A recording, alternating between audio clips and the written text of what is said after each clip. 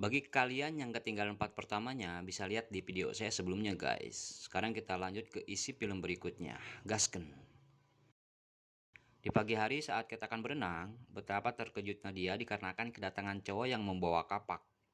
Di saat bersamaan juga, Dale datang ke tempat Cat saat itu.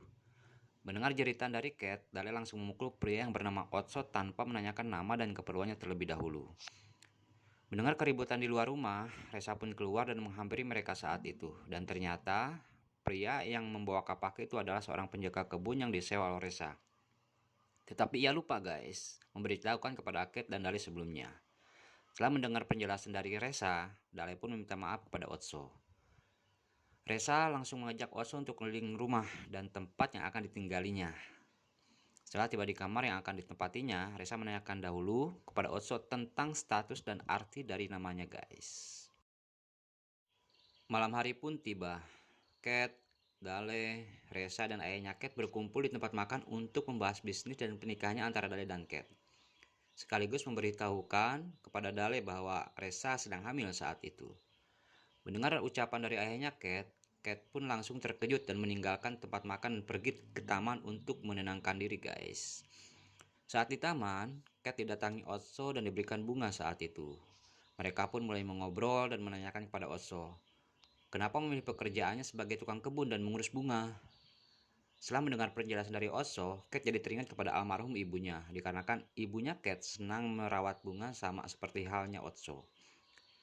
Setelah lama ngobrol, Cat pun merasa nyaman dengan Otso dan hubungan mereka pun dimulai untuk yang pertama kalinya di taman.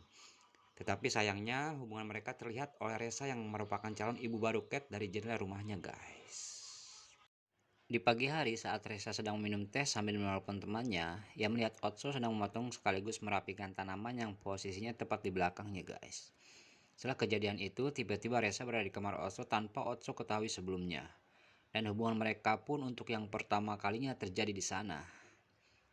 Cerita berlanjut di malam hari saat Cat dan ayahnya mengobrol berdua guys. Saat itu ayahnya menyampaikan kepada Cat bahwa hidupnya tidak akan lama lagi dikarenakan sakit stroke yang dideritanya. Tetapi sebelum ayahnya meninggal, ia menginginkan bahwa Cat menikah dengan Dale. Berbeda cerita dengan Resa dan Otso di malam itu.